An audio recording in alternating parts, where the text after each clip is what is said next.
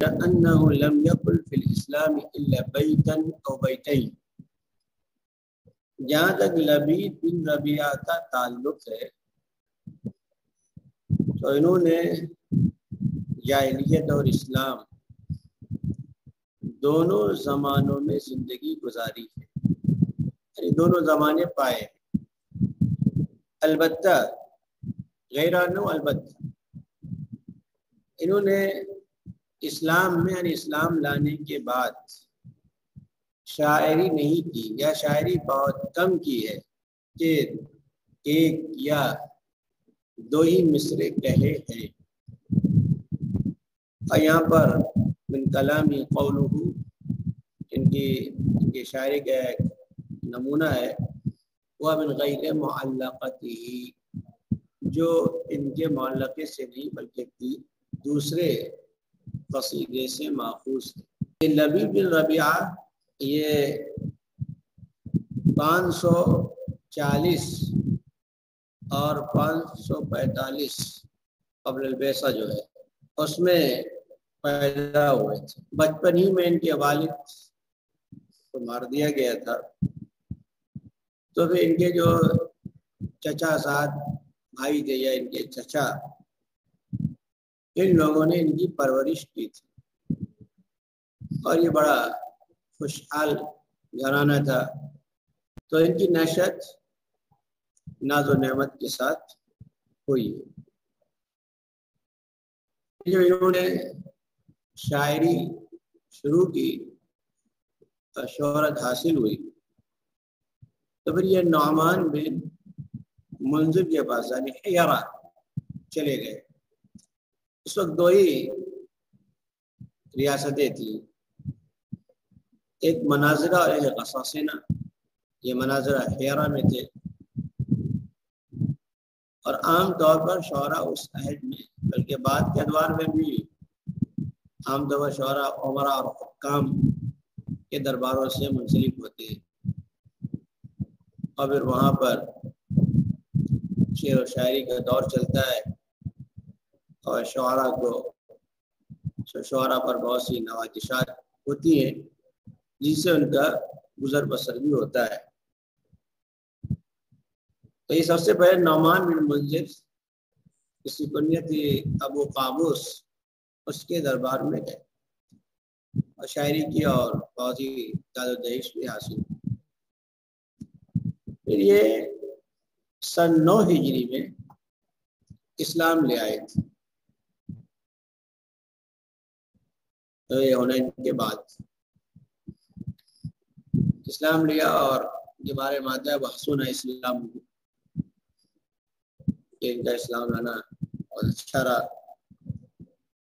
اسلام لانے کے بعد پھر یہ مدینہ ہجرت کر کے آ گئے. مورخین نے لکھا ہے کہ یہ بھی ان لوگوں میں سے تھے جن کو المؤلفۃ قلوبہم کہا جاتا ہے. تالیف قلب کی گئی تھی مال غنیمت میں مال دے کر تاکہ پریشانی بھی دور ہو جائے اور اسلام سے برگشتہ نہ ہو، مطمئن رہے. اس کے بعد پھر کوفہ چلے گئے تھے. حضرت عمر بن خطاب رضی اللہ عنہ کی خلافت میں سن 14 ہجری میں تقریباً.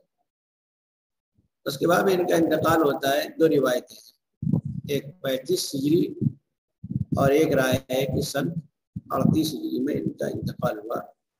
یہ جو خلافت عثمانی کا زمانہ ہے.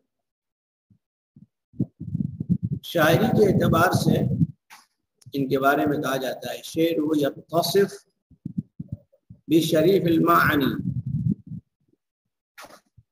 کہ جو معنی و مضامین پیش کرتے ہیں اس کے اندر شرافت اور عمدگی ہے،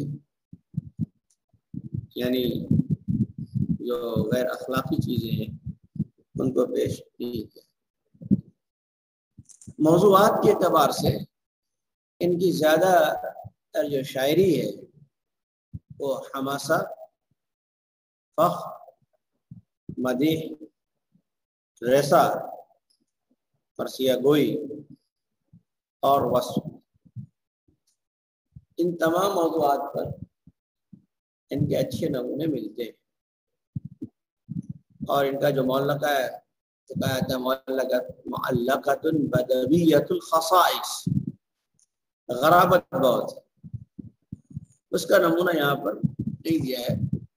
جو معلقات کے نام سے کتابیں وہاں پر اس کو دیکھا جا سکتا ہے.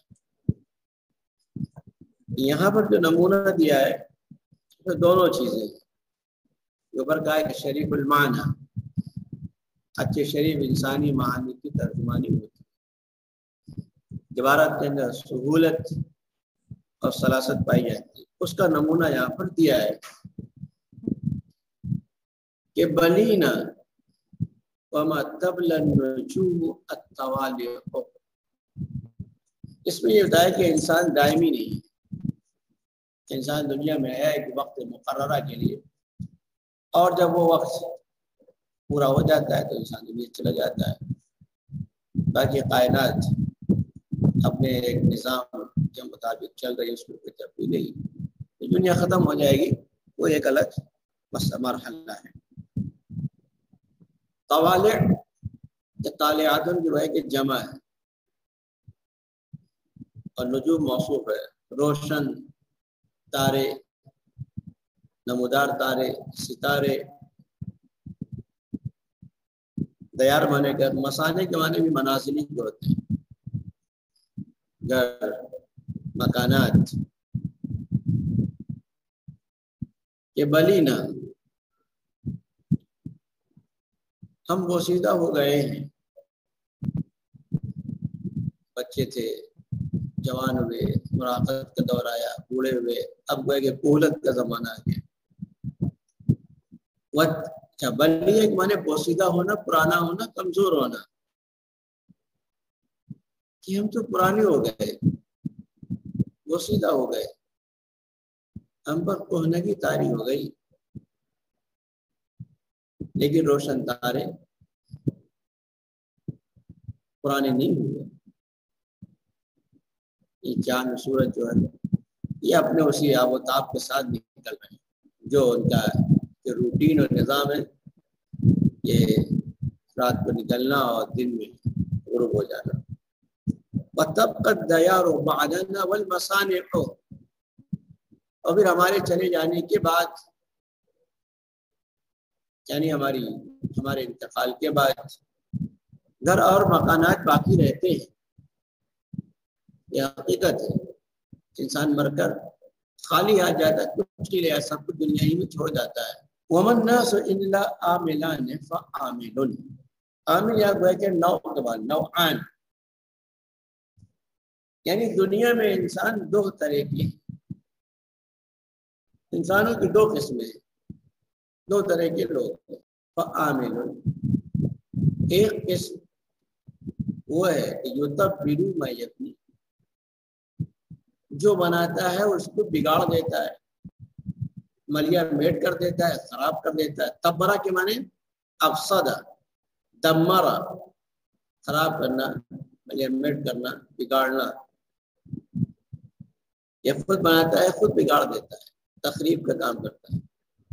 وَآخَرُ رَافِعٌ، اور ایک دوسرا انسان ہے، دوسری قسم وہ ہے جو اٹھاتی ہے، بلند کرتی ہے، یعنی تعمیر کرتی ہے. یہ بات صحیح ہے. دو انسان ہیں، ایک تعمیری اور ایک تخریبی. کچھ لوگ تعمیر کا کام کر رہے ہیں اور کچھ لوگ تخریب کا کام کر رہے ہیں. تو اب ان دونوں میں محروم، نہ محروم، خوشحال، غیر خوشحال کون ہے؟ فَمِنْهُمْ سَعِيدٌ آخِذٌ بِالنَّصِيبِ وَمَا النَّاسُ إِلَّا عَامِلَانِ. لوگ نہیں ہیں مگر دو عامل، دو کام کرنے والے. لوگ نہیں ہیں مگر دو قسم، لوگوں کی دو قسمیں ہیں. عامل ایک قسم وہ ہے یُتَبِّرُ مَا یَبْنِی، کہ وہ اس چیز کو بگاڑ دیتا ہے جو بناتا ہے. وہ آخر و رافع، اور دوسرا بلند کرنے والا، اٹھانے والا ہے، یعنی بانی، دوسرا تعمیر کرتا ہے. فَمِنْهُمْ سَعِيدٌ آخِذٌ بِالنَّصِيبِ. فَمِنَ النَّاسِ، لوگوں میں کچھ نیک بخت ہیں، سعید خوشحال، نیک بخت، اچھی قسمت والا. فمنهم سعید، چنانچہ لوگوں میں کچھ اچھے ہیں، خوش نصیب ہیں، نیک بخت ہیں، آخذ بنصیبہ، کہ اپنا حصہ لے لیا ہے، جو مقدر میں لکھا تھا وہ مل گیا اور اچھی اور خوشحال زندگی گزار رہے ہیں. وَمِنْهُمْ شَقِيٌّ قَانِعٌ بِالْمَعِیشَةِ، شقی مانے بدبخت، پریشان حال، مطلب پریشان محروم. تو وَمِنْهُمْ شَقِيٌّ، لوگوں میں کچھ وہ ہیں جو بدبخت ہیں، پریشان حال ہیں، قانع بالمعیشت، اور وہ اپنی زندگی سے پر قناعت کر لی ہے، مطمئن ہے، نہیں جتنا مل گیا جو ہے اسی میں قناعت کیے ہوئے ہیں، آگے کچھ کر نہیں سکتے، یا محنت کرتے ان کو حاصل نہیں ہوتا. یہ بات بھی ہے کہ ایک انسان ہوئے جو بہت کاوش کرتا ہے، محنت کرتا ہے، لیکن مال و دولت اس کو حاصل نہیں ہوتی، معمولی زندگی گزارتا ہے، بہت سے کم ہے، محنت کم کرتے لیکن بہت ان کو حاصل ہے. دنیا میں دونوں طرح کی، نیک بخت بھی ہے، بدبخت بھی ہے، خوشحال بھی ہے، پریشان حال بھی ہے.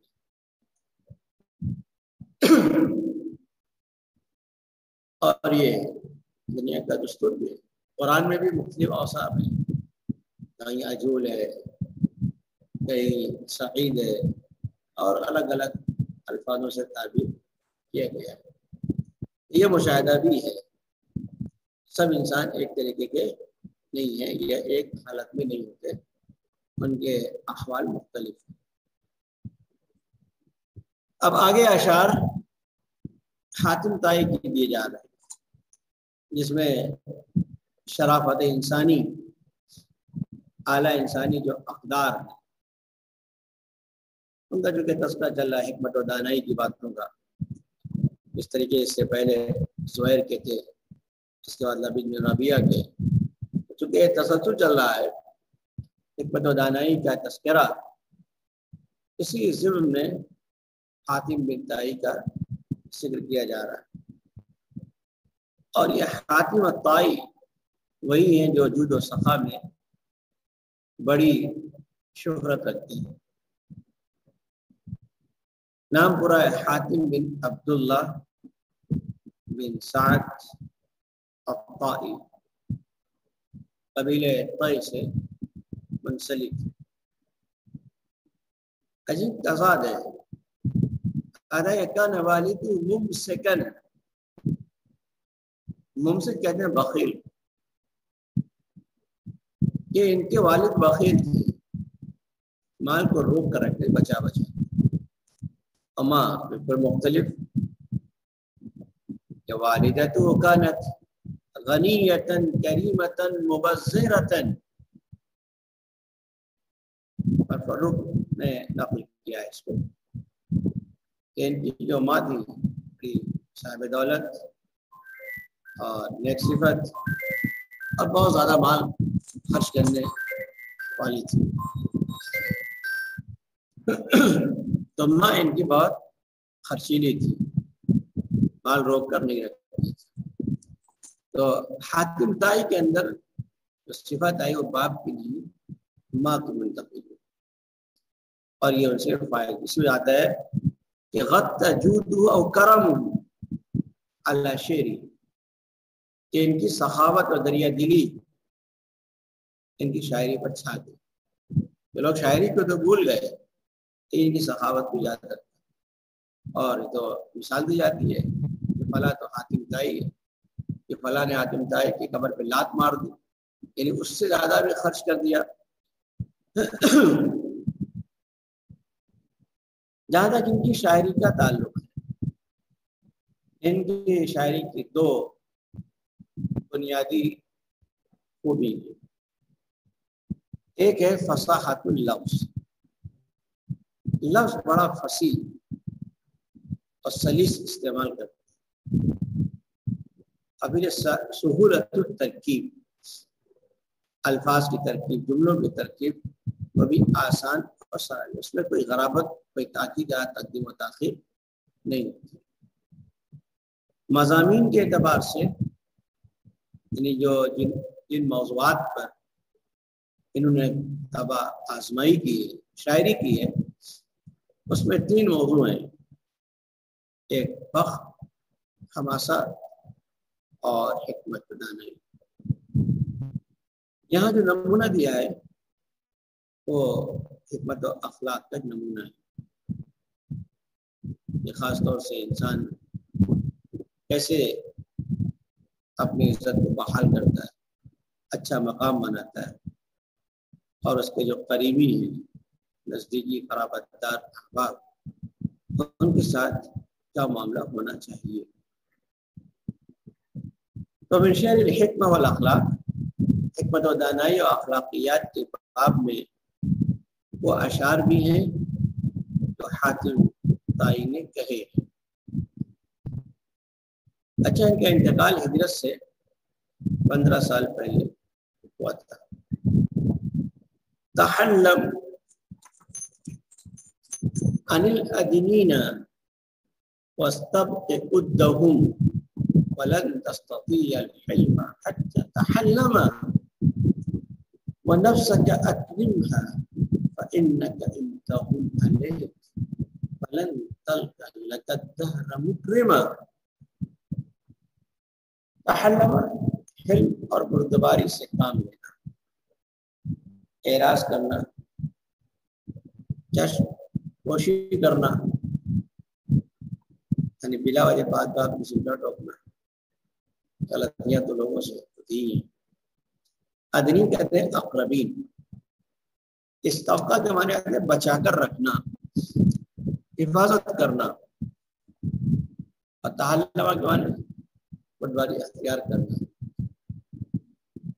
تحلم عن الادنین، ادنا سے جمع ہے کہ اپنے قرابت داروں، عزیزوں، احباب کے ساتھ حلم بردباری سے پیش آؤ، اسے چشم پوشی کرو. وسطب کے ادو، ان کے تعلق اور ان کی محبت کی حفاظت کرو. یعنی اگر آپ چاہتے ہیں کہ آپ کے ساتھ رہیں، مل کے رہیں، الگ نہ ہوئے، تو اگر آپ بات پر لڑیں گے اور بگاڑ پیدا کریں گے تو پھر یہ آپ کے دوست نہیں رہیں گے، محبت بات کی نہیں رہی، ختم ہو جائے. کیونکہ چھوٹی باتیں ہوتی ہیں، ان کو خاطر میں نہیں لانا چاہیے. ولن تستطيع، اور آپ حلم بردباری کر ہی نہیں سکتے یہاں تک کہ اختیار کرو. خود نہیں آئے گی، اس کی کوشش کرنی پڑے گی. یہ جو اوصاف ہیں ان کو اختیار کرو. ایک مفہوم اور بھی ہو سکتا ہے کہ آپ یہ چاہتے ہیں کہ لوگ آپ کے ساتھ اچھا معاملہ کریں، چشم پوشی کا معاملہ کریں، حلم بردباری کا معاملہ کریں. یہ تبھی ہوگا جب آپ پہلے کریں. جب آپ دوسروں کا ایسا معاملہ کریں گے تو پھر لوگ آپ کے ساتھ کریں گے. وہی ہے کہ آپ دوسروں کے یہ اخلاق، دوسروں کی طرف سے حلم کا معاملہ نہیں پائیں گے یہاں تک کہ خود کریں. اور ایک حکم وہ ہے ترجمہ بتایا کہ لن تستطيع الحلم، آپ حلم بردباری کر ہی نہیں سکتے، اس کو استاد نہیں، قدرت نہیں رکھتے کہ آپ کے اندر آئے. حتی تعلم، پہلے خود اختیار کرو. تعلم میں وہ بھی ہوتا ہے تکلف، دل پر جب کرنا پڑتا ہے، یہیں پر دبانا پڑتا ہے کہ نہیں ہمارا حق مر رہا ہے، لیکن تب بھی انسان کوشش کر لیتا ہے کہ جھگڑا نہ ہو، ناراضگی نہ ہو. یہی ہے، پہلے تو مشقت تکلف اختیار کرنا پڑتا ہے. تو حتی تحلم، یہاں تک کہ آپ پہلے حلم اور بردباری اختیار کریں. وَنَفْسَكَ أَكْرِمْ، اصل جملہ کیا ہونا چاہیے؟ وَأَكْرِمْ نَفْسَكَ، इंतहुन हाना के माने आते हैं तौहीन होना, जलील होना, रुस्वा होना। तो अक्रिम नफ्सक अपना इकराम खुद करो, यानी अच्छे काम करो, अच्छे अखलाक इख्तियार करो। ऐसा काम ना करो जिससे आपकी तौहीन, आपकी शख्सियत और आपकी ज़ात की तौहीन। आप जितना अपने आप को, अपनी शख्सियत को, अपनी ज़ात को बना कर रखेंगे तो लोग आपका एहतराम करेंगे। लेकिन अगर आप घटिया काम करेंगे, आप कमीना आदतों में लगे रहेंगे, निचले काम करेंगे, तो फिर लोग कहेंगे खराब आदमी, अच्छा नहीं, ना आपका एहतराम करेंगे ना आप एहतराम करेंगे। तो इंसान अपनी इज्जत खुद बनाता है और खुद होता है। वरना से क्या क्रीम, तो अपने एहतराम, अपने नफ्स के, अपनी ज़ात, अपनी शख्सियत का एहतराम खुद करो। फ़इन्नका इंतहुन नफ्स होता है। इसलिए अगर आपकी शख्सियत और आपकी ज़ात आपके सामने रस्वा हो गई, आप ही ने उसको ज़लील कर दिया, फलन तल का मुकरिमन लका अद्दारा, दारा अबदन, याद रखो कभी भी कोई इकराम करने वाला नहीं पाएंगे। ये आप ढूंढते रहेंगे कि कोई आपका एहतराम करे, आपकी इज्जत करे, मिलेगा नहीं अगर आप गंदे अखलाक के हामी होंगे। तो फलन तल का, तो क्या फलन तल का मुकरिमन लक अद्दा, तो आप कभी भी अपना इकराम और एहतराम करने वाला कोई नहीं पाएंगे।